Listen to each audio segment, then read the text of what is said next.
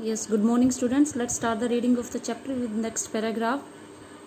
From here, he saw the flicker of terror on the young face. He saw, उसने देखा, flicker of terror.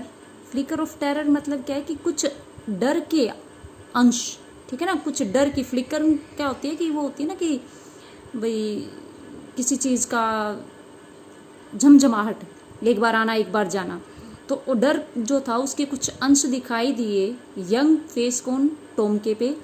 That was still very पेल, जो अब भी बहुत पीला दिखाई दे रहा था. पेल मतलब क्या है यहाँ भाई, उसके अंदर जान नहीं थी, वो काफ़ी वीक था. ओके, द बॉय ममर्ड, वो लड़का अंदर ही अंदर धीरे से बोलता है. Evidently he was determined to say more, कहता है कि ऐसा लग रहा था कि जैसे वो कुछ और ज़्यादा कहना चाहता हो, निश्चित था वो कुछ और कहने के लिए. कहता है I feel I ought to thank you, वो कहता है कि मुझे ऐसा महसूस होता है कि मुझे आपको धन्यवाद करना चाहिए doctor, for having saved my life, मेरी ज़िंदगी बचाने के लिए. Don't thank me too early, Sadao said coldly, Sadao ने बड़े ठंडे सा भाव से कहा कि मुझे इतना जल्दी भी धन्यवाद मत कहो. He saw the flicker of terror again in the boy's eyes. अब ये बात जब उसने सुनी कि भाई उस लड़के ने कि मुझे इतना जल्दी धन्यवाद मत कहो, तो फिर से उसके आंखों में एक भय दिखाई दिया. Terror as unmistakable as an animals, वो कहता है कि ऐसा डर जो किसी जानवर के मन में आता है. जानवर के मन में दे मतलब क्या कि जब इंसान को देख के जानवर एक बार भयभीत हो जाता है अचानक उसे देख के, तो वही डर उसके मन में आया.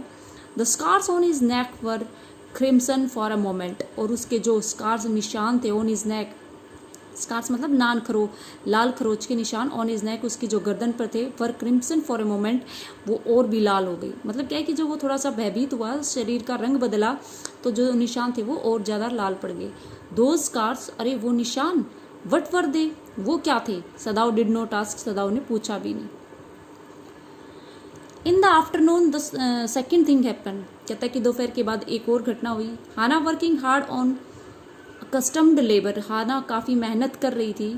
कस्टम्ड मतलब क्या है कि जो काम वो नहीं करती थी, जो घरेलू काम वो नहीं करती थी, उन कामों में आज उसे काफ़ी मेहनत करनी पड़ रही थी, वो घरेलू कामों में लगी हुई थी. सा ए मैसेंजर, उसने एक देखा कोई संदेश लेके आया है. केम टू द डोर, दरवाजे पे, इन ऑफिशियल यूनिफॉर्म, किसी वर्दी में. ऑफिशियल मतलब क्या है कि किसी का कार्यालय की में, आर्मी यूनिफॉर्म में था वो. हर हैंड्स वेंट वीक, ये देखते ही हाना के जो हाथ थे वो कमज़ोर पड़ गए. And she could not draw her breath, और वो अपनी सांसें मतलब क्या है ले भी नहीं पाई. The servants must have told already, कहते कि the servant must have told, कहते नौकरों ने बता ही दिया होगा सब कुछ. अब ये नहीं कि सांस नहीं ले पाई तो वो मर गई, मतलब क्या है कि वो जहाँ उसकी सांसें थी वही रोगी, भयभीत हो गई, वो काफ़ी डरी हुई थी. तो सोचती है कि भाई नौकर्स ने जो थे उन्होंने पहले ही बता दिया होगा. शी रैन टू सदाओ, सदाओ के पास गई दौड़ती, गैस्पिंग हाफते हुए, unable to utter a word, कोई भी शब्द वो बोल नहीं पाई. But by then the messenger had simply followed her, लेकिन जो संदेश लेके आया था मैसेंजर, वो साधारण तरीके से उसके पीछे पीछे गया हाना के जहाँ वो गई. वो जैसे ही वो मतलब क्या सदाओ के पास बताने के लिए जा रही नहीं था कि कोई मैसेंजर है, तो वो उसके पीछे पीछे चल दिया थ्रू द गार्डन, बगीचे में से. एंड देयर ही स्टूड, और वो जाके वहाँ खड़ा हो गया. She pointed at him helplessly, और फिर मतलब क्या है कि ऐसा आए होके हाना ने इशारा किया कि भाई ये आया है. सदाओ लुक्ड अप, सदाओ ने ऊपर देखा. फ्रॉम हिज बुक, अपनी किताब जो पढ़ रहा था उसमें से. He was in his office, वो अपने ऑफिस कार्यालय में थे. The other portion of which was thrown open to the garden for the southern sunshine, कहते कि एक उसका ऑफिस बना हुआ था जिसमें एक पार्शन मतलब क्या है, एक थोड़ा सा हिस्सा बना रखा था जो पिछला दक्षिणी भाग की जो मतलब क्या कि दक्षिण की तरफ से आती हुई जो सूर्य की रोशनी थी वो उस बगीचे से उस में आती थी. तो वहाँ वो बैठा हुआ था अपने ऑफिस में, तो उसने देखा. वट इज़ इट, ये क्या है. ही हाक्स द मैसेंजर, उसने संदेश वाहक जो था उससे पूछा. एंड देन ही रोज, फिर वो उठा. सीइंग द मैन्स यूनिफॉर्म, उस आदमी की वर्दी देख के. You are to come to the palace, कहते फिर वो जो मैसेंजर वो कहता है कि आपको महल आना पड़ेगा. द मैन सेड, आदमी ने कहा. The old general is in pain again, जो बूढ़ा जनरल है वो दोबारा से उसको मतलब क्या है कि पेन है, दर्द में है वो. अब यहाँ क्या मैटर है बेटा, जो ओल्ड जनरल है, आर्मी का जो ऑफिसर है, जनरल है, तो डॉक्टर एक सदाओ एक डॉक्टर है, तो जो जनरल है ना वो मतलब क्या काफ़ी दिन से बीमार रहता है और उसका ट्रीटमेंट सदाओ कर रहा था. तो ये जो मैसेंजर है ये मैसेज लेके आया था कि भैया आपको जनरल के पास जाना पड़ेगा क्योंकि उसको दोबारा से पेन हो गया. अब देखिए हाना क्यों डरी उसको देख के, ये आगे देखिए चैप्टर खोल देगा। ओ हाना ब्रीथ, फिर हाना ने राहत की सांस ली। इज दैट ऑल, अच्छा ये बात है। ऑल द मैसेंजर एक्सप्लेन, अब मैसेंजर भी थोड़ा सा बोलने लगा कि भाई क्या, थोड़ा सा हुआ कि भाई हाँ यही बात है। इज इट नॉट एनफ, क्या ये काफ़ी नहीं है। अब वो पूछता है कि भाई बात तो यही है, क्या ये काफ़ी नहीं है वजह चलने के लिए कि भाई वो बीमार है। Indeed it is, she replied, उसने कहा हाँ हाँ है, क्यों नहीं है, वजह यही है। आई एम वेरी सॉरी, मुझे माफ़ कर दो।